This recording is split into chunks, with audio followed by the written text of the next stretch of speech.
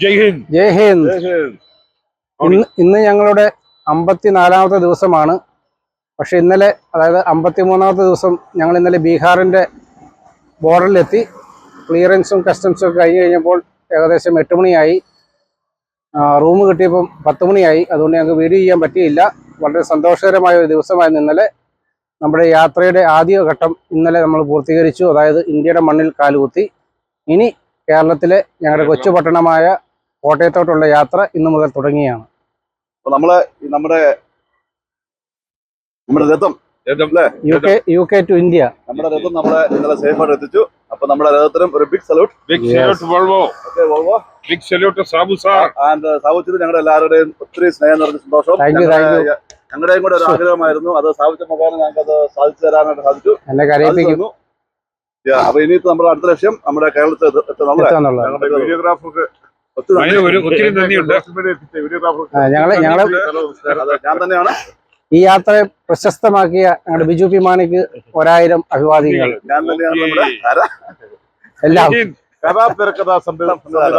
നിർമ്മാണം Biju P Mani. Thank you. അതുപോലെ നന്നായി ഡ്രൈവ് ചെയ്ത റെജി, ഷോയിച്ചായൻ, ബിജു. ഞാൻ ഏറ്റവും കുറച്ച് വണ്ടി ഓടിച്ച ആളാണ്. പക്ഷെ ഇവർ വളരെ സേഫായിട്ട് വണ്ടി ഓടിച്ച് യാതൊരു കുഴപ്പമില്ലാതെ ഇന്ത്യയിൽ എത്തിച്ചു. ഇന്നലെ നമ്മളെ യാത്ര നേപ്പാളിൽ നിന്ന് ഇന്ത്യയിലേക്കുള്ള യാത്രയും ഭയങ്കര ബുദ്ധിമുട്ടായിരുന്നു. മലകൾ എന്ന് പറഞ്ഞാൽ പോരാ, ഒരു അന്യായ മലയായിരുന്നു. അതെ, തോട്ടിക്കോടെ പോലും മണ്ണിടിച്ചു. തോട്ടിക്കോടെ പോലും, അതും കല്ലും കലാമറ്റുകൾ കൊണ്ട് മലയെല്ലാം ഇടിഞ്ഞ് താഴെ വീണ് വഴിയെല്ലാം ബ്ലോക്കായിട്ട് നമ്മുടെ കാറ്റിന്റെ നമുക്ക് കാണാം. നമുക്ക് ആ വീട്ടിൽ കാണാം. Okay, thank you. ബൈ.